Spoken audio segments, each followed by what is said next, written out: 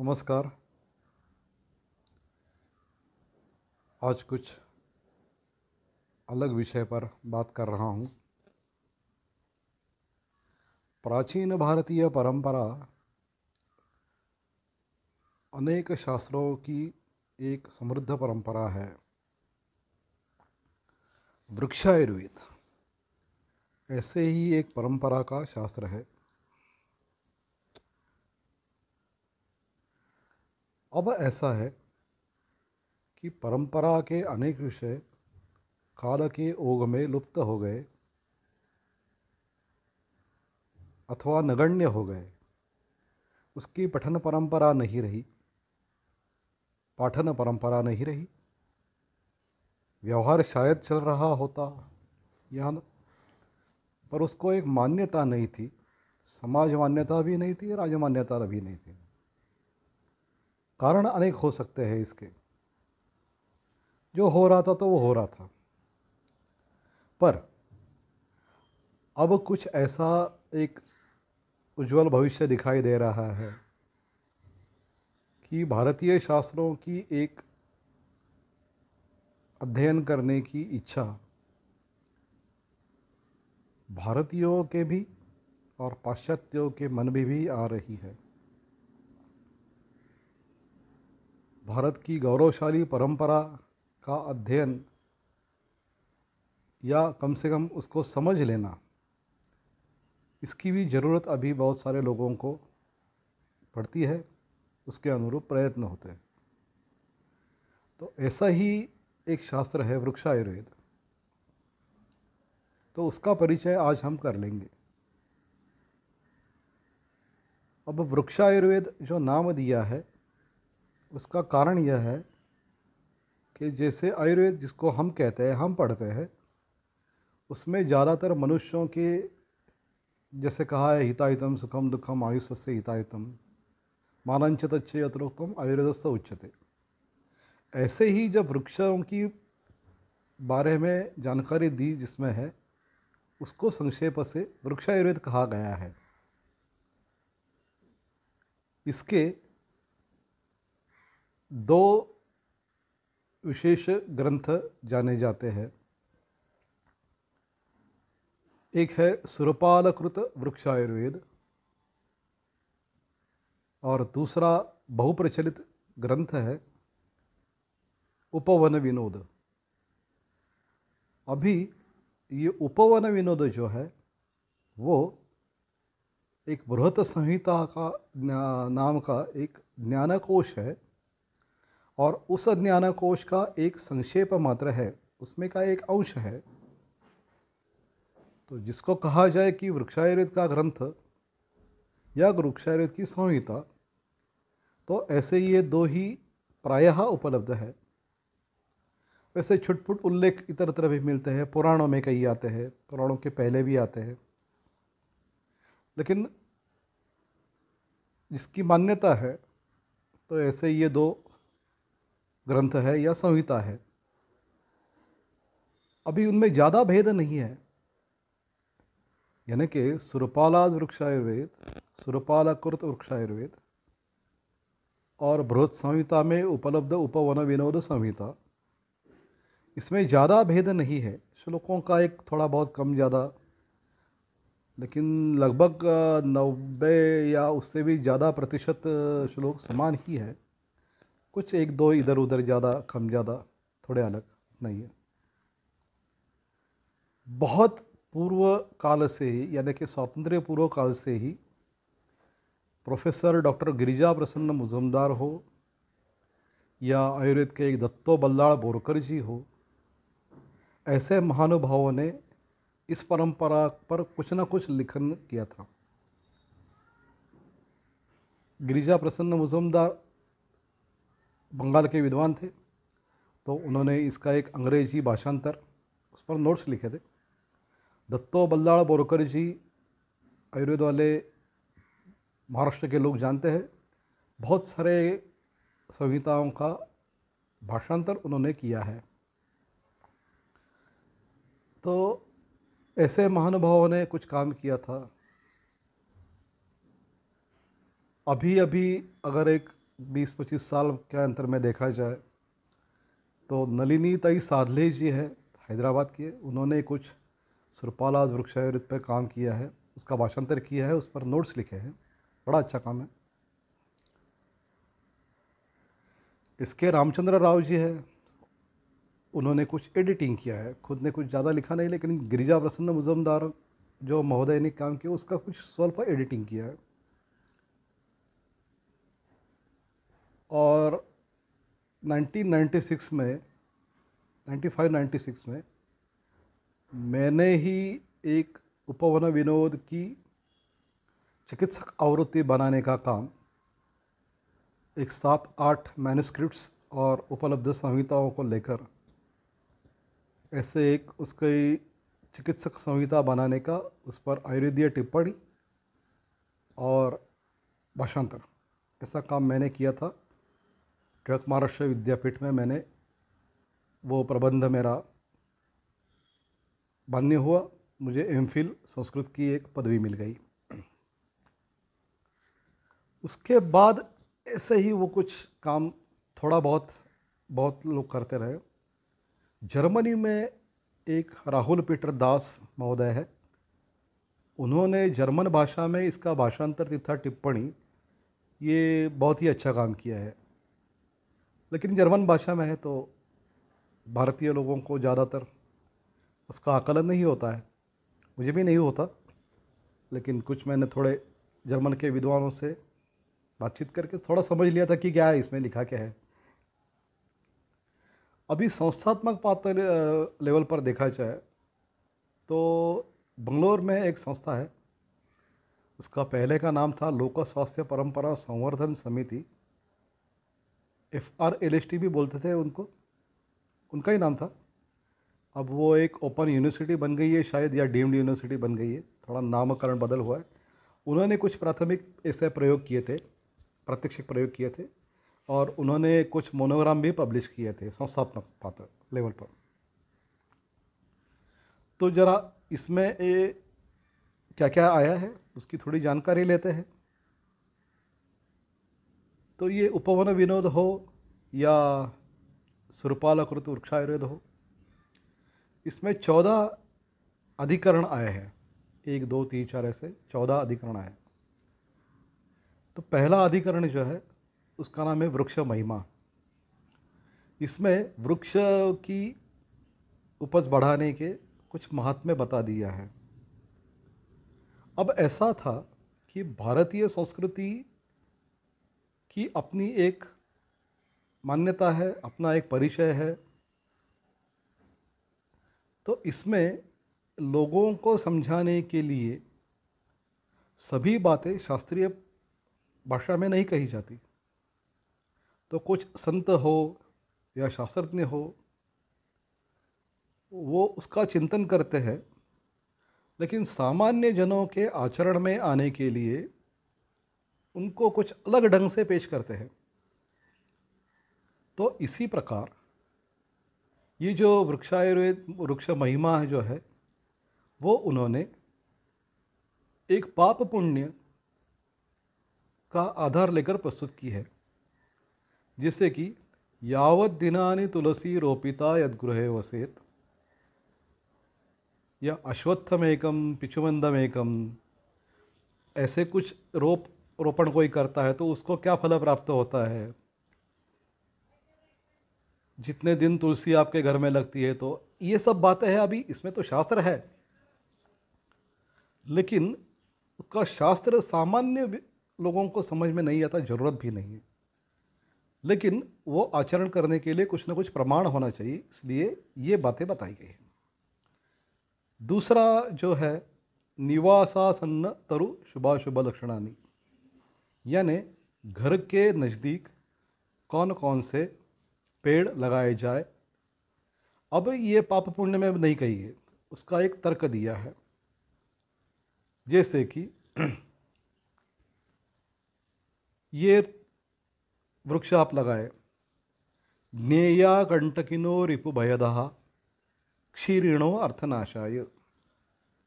अगर आप कंटकी वृक्ष घर पे लगाए तो आपका रिपु से भय रहता है। अगर आप क्षीरी वृक्ष घर के आसपास लगाए, पास यानी बिल्कुल पास, तो आपका अर्थनाशक होने की संभावना रहती है। अब इसे शास्त्र है, तर्क है, उनका तर्क है। आपको अगर ज़रूरी अच्छा लगता है तो मान लें, नहीं तो छोड़ दें। लेकिन बाकी कुछ भी तर्क है वो भी अच्छे है कि अगर आप घर के बिल्कुल पास ही, एक बात कही है कि अपसवर्णी अपि सवर्णिको वृक्षो गृहद्वारे न रोपयेत। घर के पास में या घर के द्वार में सुवर्ण का वृक्ष भी ना लगाए। तो ऐसे आपने देखा होगा कि बंदर आते हैं या सर्प विशेष आते हैं, तो ऐसे कुछ दिक्कत होने के कारण, या बिजली वहाँ पे गिर सकती है, इसके कारण ये तर्क है उनका। अब तीसरा अधिकरण है भूमि निरूपणम। इसमें भूमि के प्रकार आयुर्वेद के अलग प्रकार है, जांगल अनुप और जांगल देश, अनुपदेश, साधारण देश। उसी तरह वृक्षायुर्वेद के अपने प्रकार उन्होंने किए गए हैं। चौथी अधिकरण जो आता है उसका नाम है पादप विवक्षा। तो इसमें वनस्पतियों का एक वर्गीकरण किया है। और दूसरी बात यह है कि वनस्पति का किस अंग से उसका रोपण किया जाता है, इसका भी विवरण है। यानी कांडरोप्य, मूलरोप्य, ऐसी बातें, बीजारोप्य, ऐसी। आगे वाला जो अधिकरण है उसका नाम है बीजोक्ति विधि। बीजोक्ति विधि यानी कि बीज का कुछ इंटरिम प्रोसेसिंग करके उसका रोपण कैसे किया जाए, जैसे कि मध और घृत का लेपन करना बीजों को। ऐसे कुछ इंटरिम प्रोसेसिंग, यानी कि बीज निकाल लिए या जमा कर लिए थे, बाद में ऐसे ही लगा लिए, ऐसा नहीं होता। तो उसको कुछ प्राइमरी प्रोसेसिंग, इंटरिम प्रोसेसिंग करके उसके बाद में उसको रोपण किया जाता है। तो पुराने ज़माने का क्या था विवरण, क्या करते थे, क्या क्या करते थे, क्या नहीं, क्या क्या करते थे। अभी आप अगर थोड़े से रिमोट दुर्गम प्रदेश में चले जाए तो उनकी अपनी अपनी तकनीकें हैं। गोमय में कुछ जमा कर लेते हैं, उसको कुछ लगाते हैं, लेपन बीपन करते हैं, उसके बाद में वो रोपण करते हैं। तो ये हो गया बीजोक्ति विधि। उसके बाद है रोपण विधि, यानी कि जो बीज के रोपण तैयार हो गए, छोटे छोटे पौधे तैयार हो गए, उसका रोपण कैसे करें, इसका विवरण इस अधिकरण में किस रचना में करें। तो ये कुछ ज्योमेट्रिकल उसमें एक रचना विशेष आए हैं, जिसे हम ज्योमेट्री में एक कुछ डायग्राम्स बनाते हैं ना, त्रिकोण या ऐसे कुछ डायग्राम बनाते हैं जो रंगोली में बनाते हैं, ऐसा कुछ एस्थेटिक वैल्यू उसमें रोपण का आया है, छोटे या बड़े। उसके बाद का सातवां अधिकरण है, उसका नाम है निषेचन विधि, यानी कि किस हवा में, किस वातावरण में कितना पानी उसमें सेचन किया जाए, इसका विवरण है। आठवां अधिकरण है, उसका नाम है द्रुम रक्षा। द्रुम रक्षा यानी कीट हो या विद्युत हो या वात हो, प्रवात हो, तो इससे वृक्षों की रक्षा कैसी करनी है, कैसी करनी चाहिए, इसके कुछ उपाय बताए हैं। बड़े अच्छे उपाय हैं, करके देख सकते हैं हम लोग। उसके बाद का 9वां अधिकरण है उपवन प्रक्रिया, जिसको आज व्यवहार में अंग्रेजी में हम लैंडस्केपिंग बोलते हैं। तो इस लैंडस्केपिंग का विवरण है ये उपवन प्रक्रिया। उपवन यानी बाग, उद्यान। तो ये बाग या उद्यान कैसे बनाया जाए, तो थोड़ा लैंडस्केपिंग का डिज़ाइन कह सकते हैं हम लोग अंग्रेजी में, तो ये बताया है इसमें। 10वां अधिकरण है कोपार्थम भूमि परीक्षा, यानी कि उसमें कुछ बायो इंडिकेटर्स है जो बताते हैं कि अगर ये कुछ निदेशक है तो इसमें यहाँ 5 फुट में पानी मिलेगा, ये निदेशक है तो इस पर ये अगर दिखता है आपको तो इसमें इसके नीचे पानी होगा। ऐसे कुछ कह सकते हैं बायो इंडिकेटर्स, कुछ नैसर्गिक निदेशक जिससे पता चलता है कि कहाँ पे कूप बनाना है, कहाँ पे अगर हम थोड़ा सेंध लगाए या नीचे खोद लें तो यहाँ पानी मिलने की संभावना है। ऐसे कुछ निदेशक, डायरेक्टिव्स, इंडिकेटर्स उन्होंने बताया है। आगे वाला जो अधिकरण है उसका नाम है पोषण विधि। इसमें वृक्षों का पोषण कैसे किया जाए, जिसके आयुर्वेद में कहते हैं हम रसायन। नित्य तो ये जो चलता है खाना पीना, उसके आगे थोड़ा पोषण होना चाहिए, ऐसी जब ज़रूरत पड़ती है उसको रसायन बोलते हैं। तो ऐसे वृक्षों की रसायन विधि का वर्णन यह है पोषण विधि। यानी नित्य जो पानी भी नहीं डालना है वो तो अलग बात है, लेकिन कुछ थोड़ा एडवांस पोषण करना है तो ये थोड़ी अलग बात है, जिसको हम रसायन कह सकते हैं। तो ऐसे कुणपजल टेक्नोलॉजी उसमें आई है। तो ये कुणपजल के बहुत सारे प्रयोग मैंने भी कुछ किए थे, और हाल ही में मैंने कुछ दिन पहले यूट्यूब पर भी देखा कि कुणपजल के कुछ उन्होंने प्रयोग करके उसका एक उपयुक्त अंश सिद्ध किया था। उसके बाद जिसको आयुर्वेद कह सकते हैं ऐसे तरु चिकित्सा, यानी कि जो बड़े पेड़ है उनका व्याधि का निदान कैसे करें और उनकी चिकित्सा कैसे करें, इसका विवरण है। तो आयुर्वेद वाले लोगों को ये थोड़ा ज़्यादा अपने वाला लगेगा, और अगर कोई आयुर्वेद वाला नहीं है और प्रयोग करना चाहता है तो थोड़ा ये आयुर्वेद वाले लोगों से समझ ले, ताकि उसमें जो बिटवीन द लाइन्स है वो समझ लें, नहीं तो ऐसे प्रयोग करते रहेंगे और वो सब गड़बड़ हो जाएगा। उसके बाद 13वां जो अधिकरण है वो भी अलग है, उसका नाम है विचित्रीकरण, मार्वल्स। यानी कि उसमें कुछ नमूनेदार अलग अलग बातें की है, जैसे कि एक रंग वाला करपास तैयार कैसे करना है। आमतौर पर तो हम सफ़ेद करपास पाते हैं, लेकिन रंग वाला कैसे किया जाए, या जो फल है उसका आकार कैसे बढ़ाया जाए, या इस वृक्ष पर ये कुछ अलग कैसे उत्पत्ति करे, ऐसे कुछ मार्वल बताया है। उसका नाम है विचित्रकरण, यानी मार्वल्स। और जो अंतिम अधिकरण है उसका नाम है अन्नादि निष्पत्ति ज्ञानम। ये भी परंपरा पर आधारित एक तर्क है। उसमें कहा गया है कि कौन सी वनस्पति अगर ज़्यादा आती है तो क्या उसका फल होगा। यानी अगर ये वनस्पति ज़्यादा आती है तो दुष्काल का भय है, ये वनस्पति ज़्यादा आती है तो अतिवृष्टि का भय है। ऐसे कुछ निदेशक, इंडिकेटर्स, डायरेक्टिव्स उन्होंने दिए हैं। और हम लोग अक्सर देखते हैं, अभी तो बारिश शुरू हुई है, मेरे घर के बाहर मैं अक्सर देखता हूँ कि बारिश के पहले पक्षी कुछ अपना घोंसला बनाते हैं। तो मेरे घर में मैं बैठा हूँ, दूसरा माला है ये, तो घर में बैठे बैठे मुझे दिखाई देता है कि घोंसले अगर वो ऊपर ऊपर बनाते हैं तो इसका मतलब ये बारिश कम होने वाली है। और जो थोड़ा नीचे बना है, यानी ज़मीन से लेकर एक 40 फुट तक बना है, तो और थोड़ा ढके हुए ऐसे कुछ इसमें बना है, तो मुझे पता चलता है कि आप बारिश बहुत होने वाली है।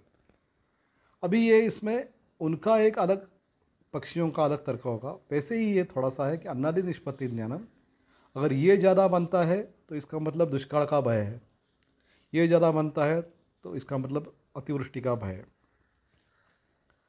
तो ज़रा थोड़ा एक तटस्थ दृष्टि से, ये तो 14 अधिकरण हो गए, थोड़ा तटस्थ दृष्टि से अगर देखा जाए तो मुझे ऐसे लगता है कि एक 12वें 13वें सदी में ये इसका कुछ पठन पाठन परंपरा हो सकती थी। स्वतंत्र ज्ञान शाखा भी उसकी होगी शायद, मुझे मालूम नहीं, होगा कि इतिहास का कोई अभ्यासक हो तो प्रकाश डाल सकता है।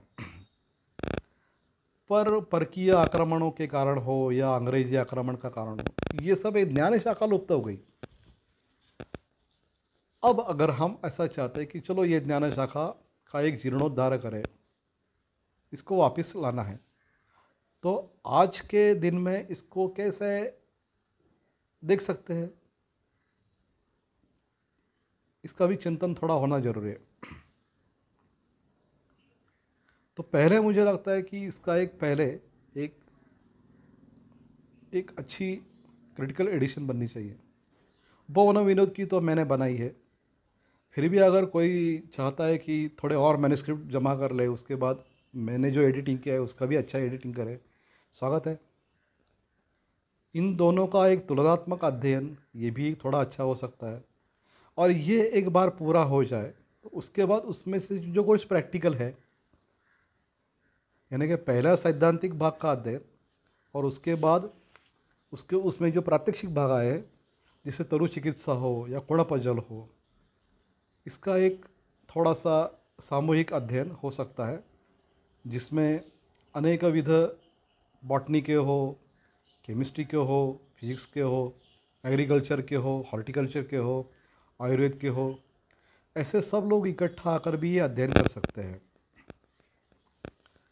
और जब ऐसे ही कुछ लोगों को अगर लगता है कि चलो मुझे ये अच्छा लगता है तो मैं अध्ययन कर लेता हूँ, तो उसकी एक स्वाभाविक मर्यादा रहती है। तो मुझे लगता है अगर कुछ संस्थाएं ऐसी आयुर्वेद के एमडी के या पीईडी के स्टूडेंट हो, या एग्रीकल्चरल स्टूडेंट हो, हॉर्टिकल्चर के स्टूडेंट हो, वो अगर ऐसा कुछ इकट्ठा करके कुछ अध्ययन कर लेते हैं, तो उससे इस शास्त्र की एक उज्ज्वल परंपरा आगे आ सकती है। उसके तथ्य सामने आ सकते हैं कि ये तो कहा गया था, लेकिन अब आज के दौर में इसका कुछ अलग दिखाई दे रहा है। जो भी हो, एक तटस्थ अध्ययन उसका हो सकता है। तो ये मेरा एक प्राथमिक विवरण था। जिनको अधिक अध्ययन करना है वो ज़रूर वृक्षायुर्वेद देखें या उपवन विनोद देखें। अंग्रेज़ी में उपलब्ध है, हिंदी में भी शायद उपलब्ध होगा, मुझे मालूम नहीं। मराठी में शायद वो दत्ता बल्लाळ जी का एक है, गिरिजा प्रसन्न मुजमदार जी का भी अभी उसका नया कुछ नहीं हुआ है, लेकिन जो पुराने ग्रंथ की ग्रंथालय है उसमें ये सब उपलब्ध है। और राहुल पीटर दास जी का भी ग्रंथालयों में उपलब्ध है, जैसे कि पुणे की भांडारकर संस्था हो, उसमें ये सब उपलब्ध है। मेरा अगर प्रबंध चाहिए तो टिळक महाराष्ट्र विद्यापीठ में मिल सकता है। तो आज के लिए इतना ही। एक वृक्षायुर्वेद का परिचय आपके सामने प्रस्तुत किया था। धन्यवाद।